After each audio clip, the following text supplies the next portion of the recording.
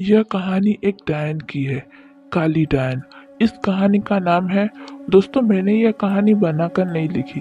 यह कहानी एक सचमुच सचमुच की घटना है जो कि मैंने अपनी दादी से सुनी है और बहुत पुरानी है। कुछ लोगों को मानना है कि भूतों का कोई अस्तित्व नहीं होता है, पर लोग जानते हैं भगवान का अस्तित्व होता है, तो भूतों का क्यों नहीं।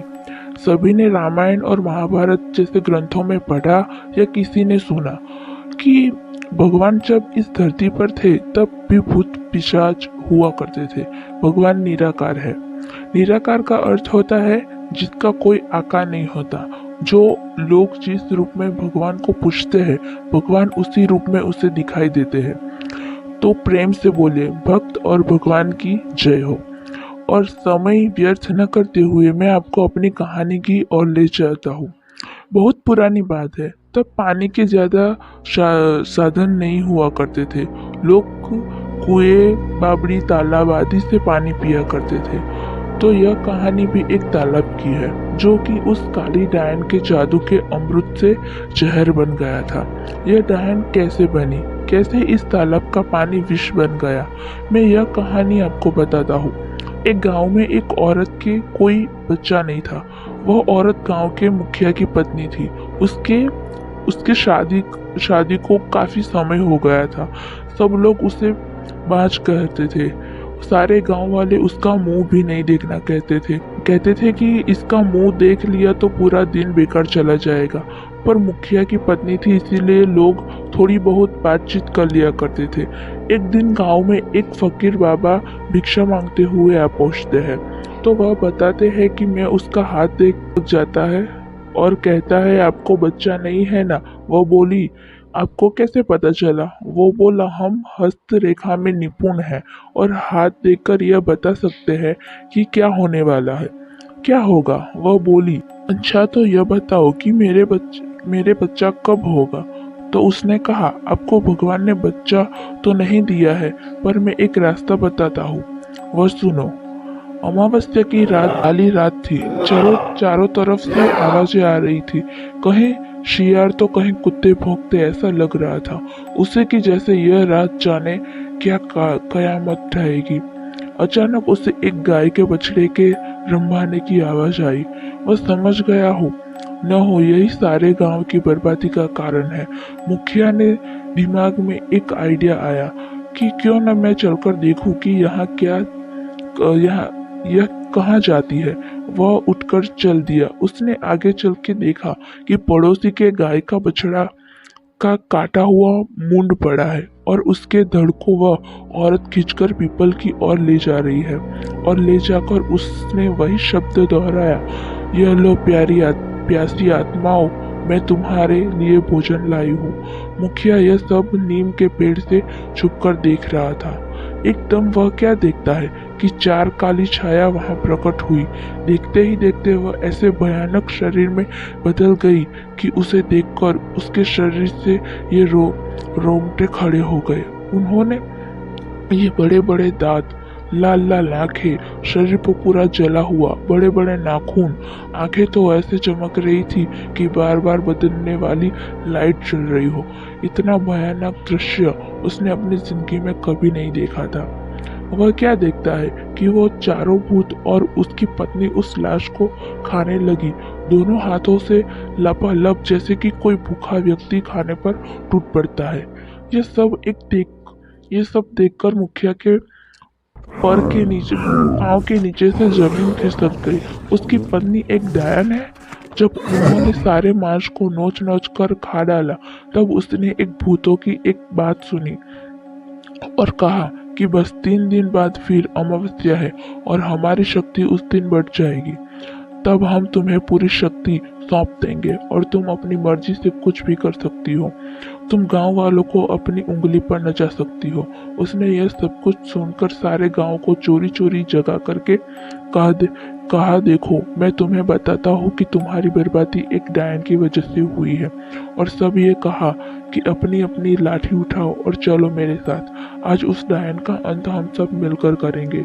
और सब भागते हुए उस पीपल की ओर चल दिए। सारे गांव को अपनी तरफ आते देख सारे भूत तो गायब हो गए, पर वह डायन खड़ी रही। मुखिया की पत्नी को इस हालत में देखकर सारे गांव वालों के तो होश उड़ गए और वह रुक गए। मुखिया ने कहा, खड़े क्यों रहे हो? यह तुम्हारी मालकिन नहीं, डायन है, डायन। और यह बोलते हुए सब उसे लाठियों से मारने लगे।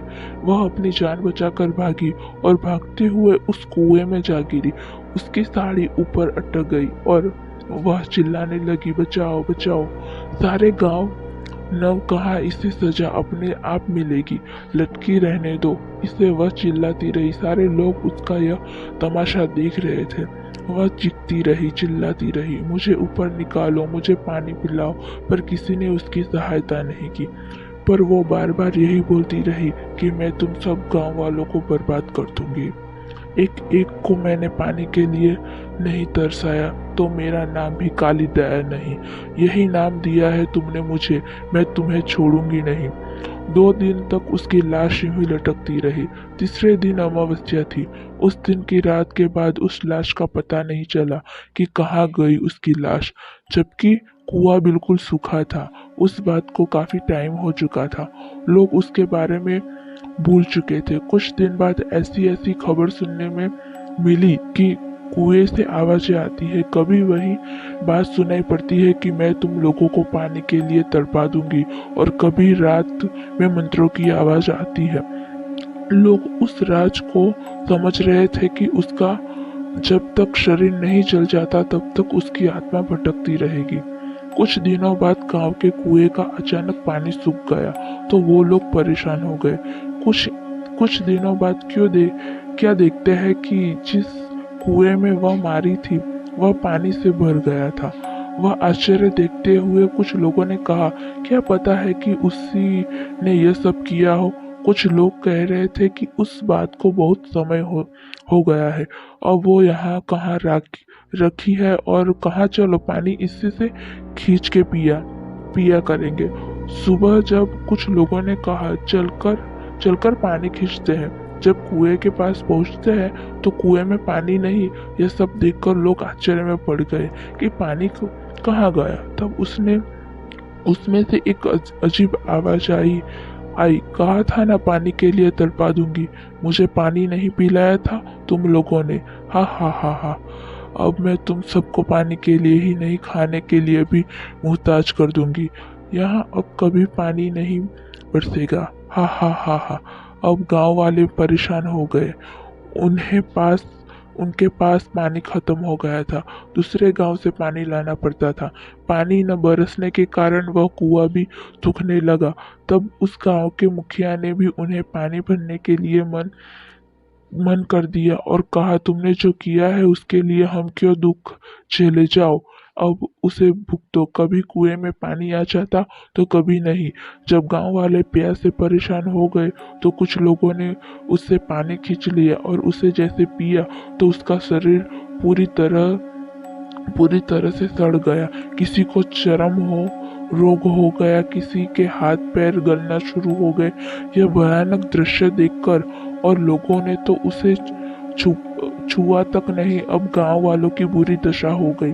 सब लोग भगवान को याद करने लगे, हे भगवान, ये सब किस जन्म के पापों की सजा दे रहे हैं। तू बस चारों तरफ हाहाकार मच गई। उस दिन से गांव में तो ऐसे मातम सा छा गया हो। दूसरे दिन सुबह में उस गांव से एक बाबा आता हुआ नजर आया। सफेद वस्त्र, माथे पे तिलक, हाथ में कमंडल, एक हाथ में माला, बस राम का नाम लेते हुए चले आ रहे थे। सब गांव वालों ने उस बाबा को आते देख सब लोग उसके चरणों में गिर पड़े और कहने लगे, बाबा हमें इस संकट से बचाओ। बाबा ने कहा, क्या बात है, आप सारे गांव वाले इतने परेशान क्यों हो?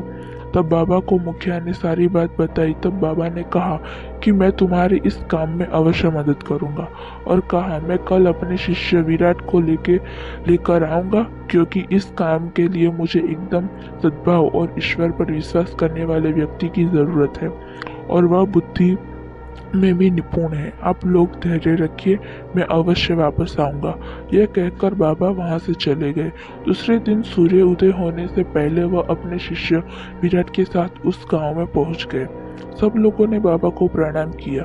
बाबा ने कहा कि कुछ लोग जाकर पूजा का सामान लेकर आओ, मैं यहाँ पर हवन करूंगा। और अपने शिष्य से कहा कि तुम इस कुएं में अंदर जाकर उस डायन का अंत करोगे। और अमीन, तुम्हें कुछ ध्यान से रखने वाली बातें बताता हूँ कि इस कुएं में उतरने से पहले तुम्हें सच्चे मन से भगवान का स्मरण करके बिना मुंह में पानी जाए हुए नीचे पहुंचना पड़ेगा। और तुम्हें इस कुएं की गहराई यानी पाताल तक पहुंचना पड़ेगा। ध्यान रहे, यह काम सूरज डूबने से पहले खत्म करना पड़ेगा, क्योंकि दिन के डूबते ही बुरी आत्माओं की शक्ति बढ़ जाती है। ध्यान रहे कि सबसे पहले डायन के बाल काटने हैं, जिससे वह कमजोर पड़ जाएगी। जब वह पूरी तरह से कमजोर पड़ जाए, तब भगवान का नाम लेकर यह खंजर जो मैं तेरे को दे रहा हूँ, उससे उसको मार देना और उसके शरीर को जला देना, और मैं यह यज्ञ करके तुम्हारी मदद करूंगा। उनका शिष्य तो समझ गया, पर कुछ गांव वालों ने पूछा, बाबा, इस कुएं में पानी में कैसे उसकी लाश को जलाओगे? तब बाबा ने बताया कि वह पाताल लोक में अपने घरों की तरह रह रही है। वहां भी आत्माओं और भूत प्रेतों के घर हुआ करते हैं। तब गांव वालों को समझ में आया। बाबा ने अपने शिष्य से कहा कि अब देर मत करो, तुम जल्दी जाओ। तब उनका शिष्य ने भगवान का नाम लेकर उस कुएं में कूद गया। और इधर बाबा मंत्रों से यज्ञ करने लगे। जब विराट वहां पर पहुंचता तो क्या देखता है, काफी बड़ा खंडर है और कहीं से मंत्रों की आवाजें आ रही है। तो वह जाकर क्या देखता है कि एक बाल पकड़े हुए एक औरत आहुति में आग में दिए जा रही है। जैसे जैसे वह उसके पास पहुंचता तो उसे पता चल गया, और वह पीछे मुड़कर देख के बोली, कौन हो तुम और यहाँ क्यों आए हो? वह बोला, मैं विराट हूँ और गांव वालों की तरफ से मैं तुम्हें यहाँ मारने के लिए आया हूँ। वह हंसी, हा हा हा हा, तुम मारोगे मुझे? साधारण मनुष्य, गांव वालों ने तुझे भेजा और तू मरने चला आया? लौट जा अपने प्राण बचा के। ले, मुझसे नहीं तो? वह बोला, नहीं तो क्या मुझे मार डालोगी? वह बोली, समझदार हो। वह बोला, तू अपने प्राण बचाना चाहती है तो इस गांव और इस कुएं को छोड़कर चली जाओ, नहीं तो मुझे मारना होगा।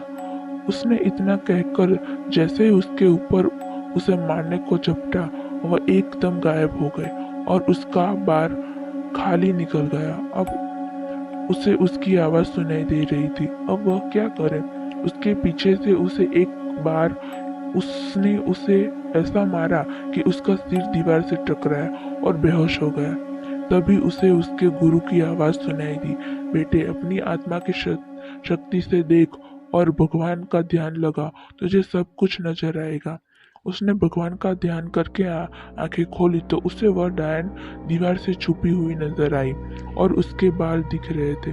तभी उसको गुरु की बात का ध्यान आया तो उसने झट से उसके बाल काट दिए और वह झट से उसको मारने के लिए खंजर उठाया तो वह गिड़गिड़ाने लगी कि तुम आदमी हो, मैं औरत, और मैं निहत्थी हूँ, तुम मुझे छोड़ दो। और रोने लगी। बाल काटने से उसकी सारी शक्ति कमजोर पड़ गई। पहले तो उसने उस पर दया आई, पर जब गांव वालों के दुख को याद किया तो उसने देर न करते हुए वह खंजर उसके सीने में सीने के बीच उतार दिया और उस अग्निकुंड में उसके शरीर को जला दिया। उसकी आत्मा चीखती चिल्लाती हुई, मैं वापस आऊंगी, उस कुएं से ऊपर से निकल गई। जब गांव वालों ने वह आत्मा देखी तो वो लोग डर गए। तब बाबा ने कहा, अब कोई डरने की बात नहीं है, अब इसका शरीर खत्म हो चुका है, अब यह तुम्हारा कुछ भी नहीं बिगाड़ सकती।